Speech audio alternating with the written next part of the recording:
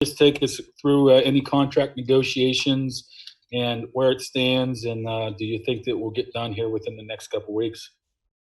Man, honestly, there's no new updates.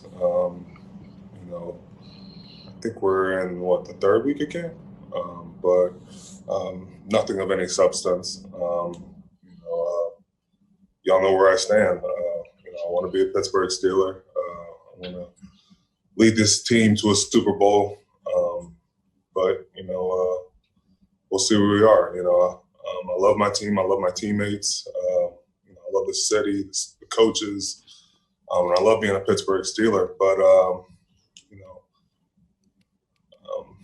you got to take two to tango. I want to be here, and I just have to see what happens. There's a couple more weeks before the season, and all I can focus on is what I can control, and I'll leave it at that. Joe Rudder. Follow up on what Mark asked you.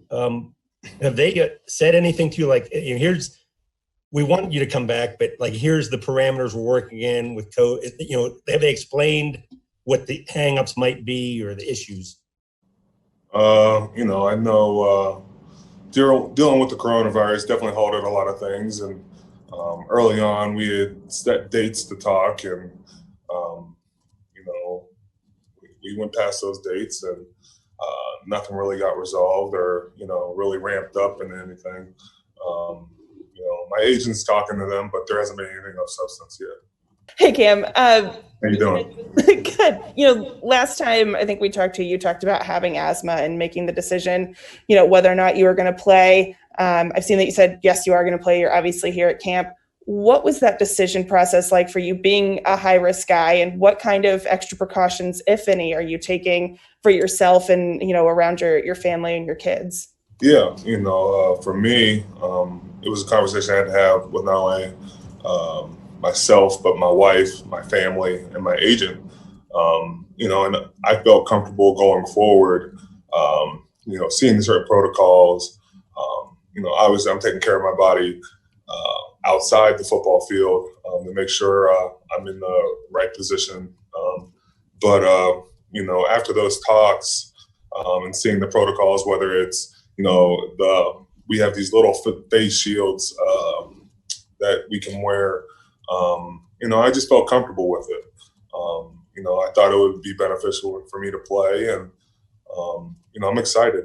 I'm all in, and I know I'm a high-risk athlete, but going in this year, I want to make sure I'm 100% in this. All right. Now Ray Fittipaldo. Sorry about that. Hey, Cam, how's it going? Pretty good. How are you? I'm doing well. Just one more on the contract thing. I know that you've seen a lot of your teammates sign 1 day, 2 days before the season starts. Does that give you some faith that it can still happen for you, or has this entire pandemic just really have you soured on the entire process? Man, it's pretty uncertain right now. I don't know what to take. At the same time, I see a lot of my teammates in the past have done it, but I know NFL business is moving forward. You see guys getting their contracts resolved, and I want to have faith, but I'm going to be ready to play either way. I'm going to make sure I'm locked in on this season, and this won't be a hindrance on my performance this year. Dale Lawley. Hey, Cam, I'm just wondering, you guys lose Devon Hargrave this offseason, but you get Stephon Tuitt back. How has Tuitt looked thus far, and are you kind of chomping at the bit to get out there in the field with him? Yeah, I think the heart goes fonder when you're away, and for Tuitt personally, I think he's itching to go. He's raring to go. I understand we lost Devon Hargrave, and we won't be able to replace him completely. But having a heady veteran like, Tyson Alualu, Big Dan coming in the shape, and having Tuitt there, I think we can more than enough sustain that. We just got to stay healthy and continue to be a cohesive unit. Greetings from the parking lot, Cam. How you doing? I'm good. How are you? You better not be parallel parked No, or double parked. I'm good. Thanks for the concern, though. Hey, your brother plays in a conference where he's being told it's unsafe to play. You're in a league that it's being deemed safe to play. Have you guys had any conversations about this? I think the thing that's different in both is, from the NFL, there was a leadership position where across the board, every team was going to respond the same way with protocols. When you get down to the NCAA level, they kind of just went full reign to let conferences decide. And, my brother would tell me week in and week out what was going on. And, he's dealing with that. But I know he's raring to go. I know he's excited about whenever they play. This is just going to give him an opportunity to keep training and be prepared.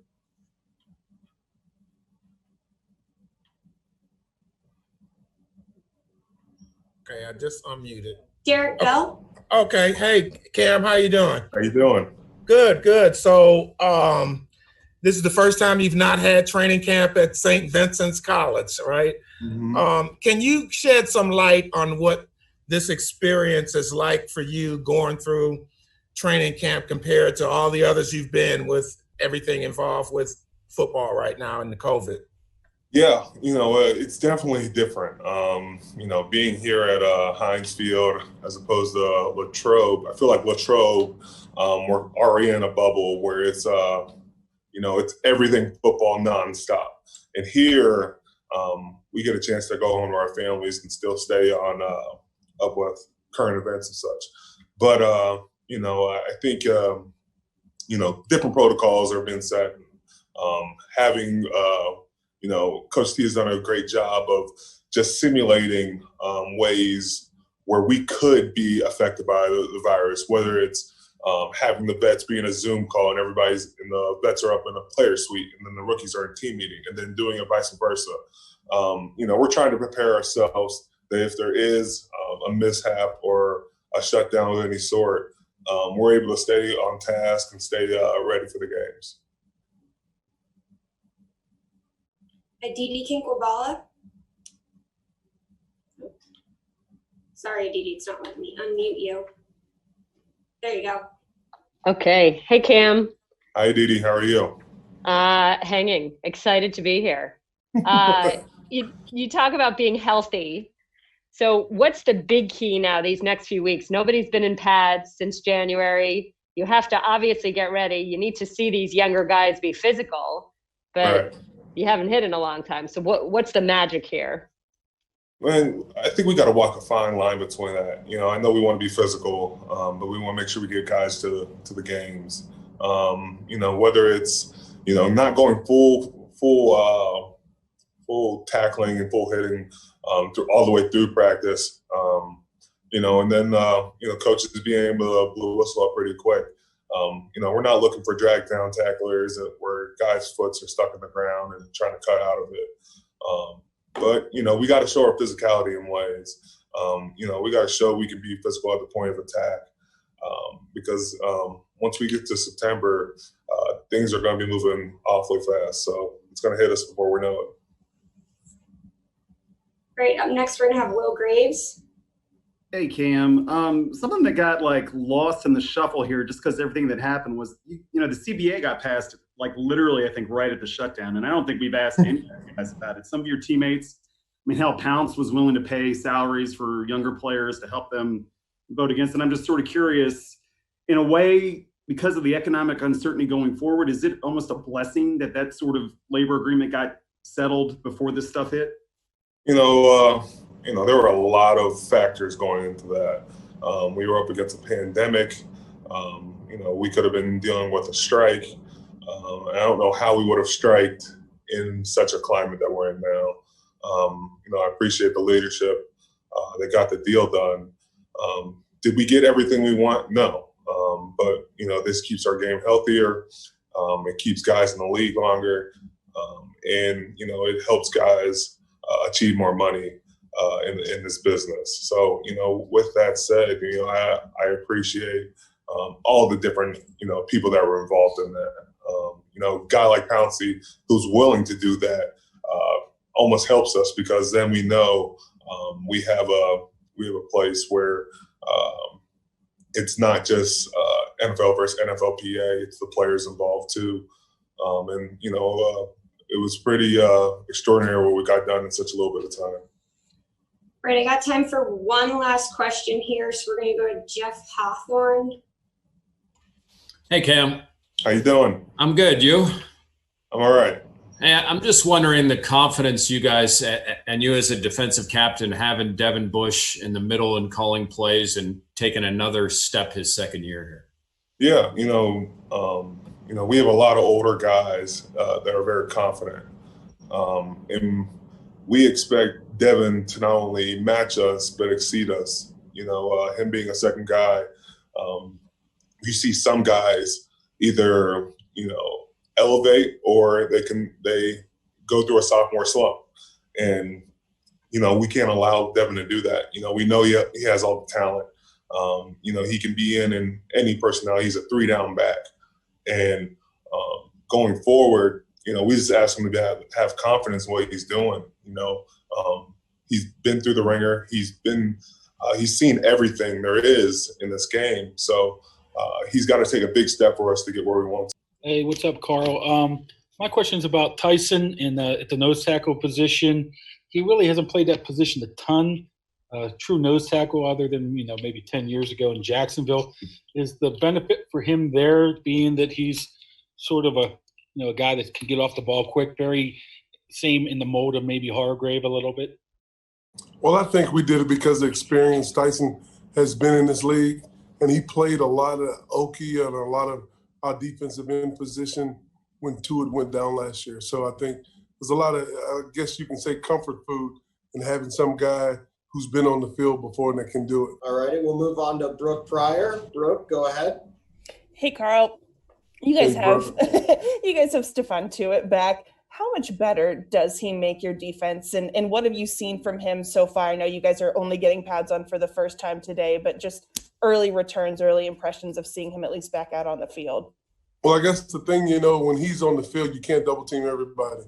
He's a big human being who can move, and he's trouble to block. And it's not much you can tell from a defensive line coach standpoint when it comes to football in shirts and shorts. So today's going to be a day we can toot the horn and kick the tires and really see what he brings to the table. All right, we'll move on to Joe Rudder. Joe, go ahead. Hi, Karl. Hey. How much have you gotten to see of Chris Wormley, and where do you see him fitting in this group? Well, we've seen him this offseason for his being here, and he's been slowed down a little bit by a lower body injury. But he looks good. I mean, he looks the part. He's a 6'5" kind of kid, 290 pounds, and he's moving well. He's going to do some stuff today. So you just basically see him as a backup in for as in our OQ package, and then an interior rusher when we go to our sub package. All righty, let's move on to Jarrett Bell. Jarrett, go ahead. Okay, how you doing, Karl? Doing great. How you making it? Good. Okay, I have a two-part question here. I don't know if I can give you two answers. Oh, yeah, you can. They're related, but basically, writing about this whole environment and how people are dealing with it. Can you kind of elaborate on the most challenging aspect of this from your perspective with the training camp routine? When you guys are in training camp, usually it's a routine and everything's been thrown out of whack. And the second part of the question is the fact that the Steelers didn't have any players opt out. How did that impress you? What do you think the reason? I'll answer the second question first. I mean, I think by our guys not opting out, it shows you the love of football these guys have, and the willingness and the understanding that the Steelers are going to take care of them. I think that was the thing, binding to everything we're going to try to do here in Pittsburgh. But I think the challenge in this thing over the offseason is just not seeing the players and having to learn how to become a computer guy. I'm a hands-on guy, on the field, on the grass kind of guy, but becoming a computer guy, now I can communicate better with my kids who are off in college. You know, I did a lot of Zooming this off season, so that's the fun part about it. All right, we'll move on to Jenna Harner. Jenna, go ahead. Hey, Karl. Hey, Jenna. I talked to Juju earlier today, and you could kind of basically see him smiling through his mask about just how excited the guys are to be able to put some pads on today and really get after it. Is there a noticeable excitement among the guys? I think it always is. I mean, if training camp would have started when it was supposed to start, it's always a good time of year when you play around during the offseason and the OTAs, and especially the big guys. You know, little guys spend all the time running routes and covering people, but, you know, this time of year is the time when big guys show up and really make their presence felt, you know, once you put the pads on. So I think it is a kind of a glorified moment for the big guys when they get on the field today. All right, we'll move on to Brian Bacco. Brian, go ahead. Hey, Karl, I wanted to go back to Tyson Brian. for a second. You mentioned his experience and the comfort that gives you guys and sort of elevating him to that starting nose role. But is there anything you have to tweak with his technique playing that position more? I mean, do you have to sort of teach an old dog new tricks? Did he have to change his body or anything like that to take on a bigger role, a little different role?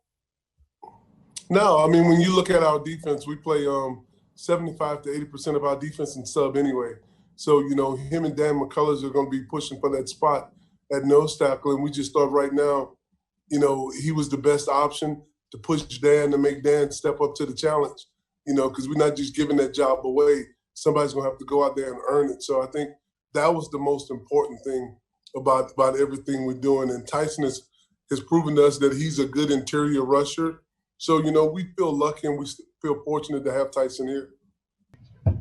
I wanted to ask you also about Tyson.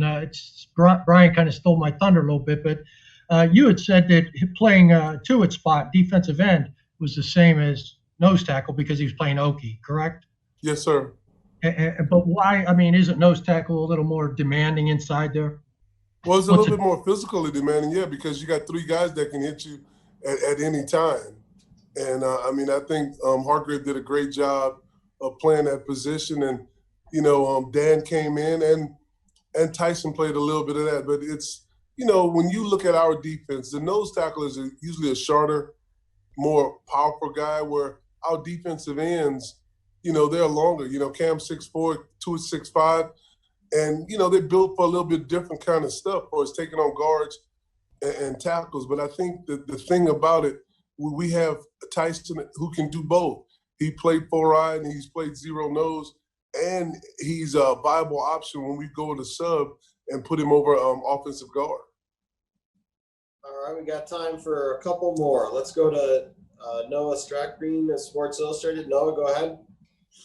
Hey, Karl. Hey, Noah. We just talked to Cam a couple minutes ago, and he said that there's no new developments on his contract negotiations. How important is it to keep, you know, the defensive captain and someone who's been a very important part of this defensive line around for the future? Well, that's above my pay grade. I don't make those decisions. Cam is with us now, and we're going to do everything we can to facilitate to help him be the best player he can be. And that's what I love about Cam. He's going to come to work every day, and we're going to enjoy every moment we have with him. All righty, we'll wrap it up with Aditi Kinkobala. Aditi, go ahead. Hi, Coach. Just to follow on what Noah asked you, what is it about Cam? We can see his stats. We can see what PFF says about him, what Pro Bowl voters say. What is it that he brings to this team, to this defense, that we don't necessarily see so easily? What makes him so special? I think, you know, everything that you just talked about, you know, how hard he works. He gets the guys together during the offseason. I know they did a lot together this offseason. He's a smart kid. I've been knowing Cam since high school, recruited him, played with his father in New Orleans. So I got to see him growing up a little bit, knew who he was, knew what kind of football character he has, and he's shown to have that football character the whole time. And I think it's been great watching him mature and bring other guys along with him. So I think he, you know, Coach Mitch did a great job with him, you know, with the other guys he had in front of him who taught him how to be a pro. And I think that's the intangibles you get when a guy's a good player and he's been in this league for a while. He understands how to be a pro, how not to worry about his job, and how to help younger guys get better to help the team. And I think that's basically what Cam has shown for this team.